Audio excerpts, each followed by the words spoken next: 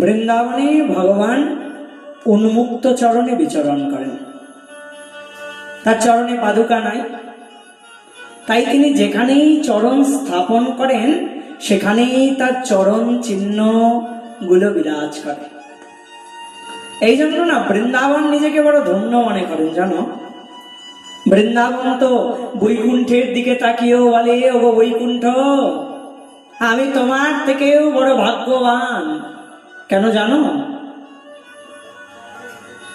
কারণ তোমার বক্ষেও এমন করে ভগবানের চরণ চিহ্ন শোভা পায় না। কিন্তু আমি বৃন্দাবন, দেখো দেখো কত সৌভাগ্য আমার, আমার বক্ষে কৃষ্ণের চরণ চিহ্ন বিরাজ করে সব সময়। আর এই বৃন্দাবন কোথায় অবস্থিত? এই বৃন্দাবন আবার ধরণীতে অবস্থিত।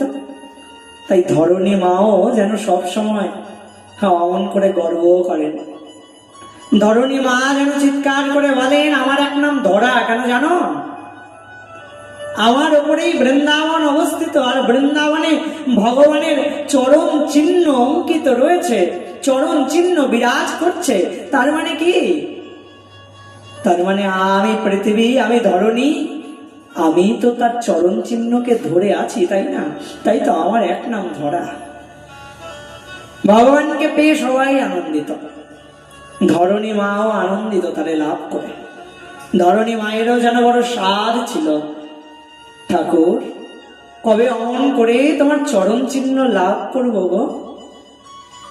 ভগবান যেন সবার মনোবাসনা পূর্ণ করলেন, কাউকে অসুখী করলেন না, কারুর মনোবাঞ্ছা যেন ভগবান অপূর্ণ রাখলেন না। তিনি সবার মনোবাসনা এক এক করে পূর্ণ করলেন। ভগবান তো এমনই, ভগবান ভক্তকে সুখী করবার জন্য সদা সর্বদা ব্যস্ত হয়ে থাকেন। তাই এখানেও যেন ভগবান তাই করছেন, এক এক করে সবার মনোবাসনা পূর্ণ করছেন। কারো মনোবাসনা যেন অপূর্ণ না থাকে সেদিকে আমার ভগবান যেন সম্পূর্ণরূপে দৃষ্টি নিক্ষেপ করছেন।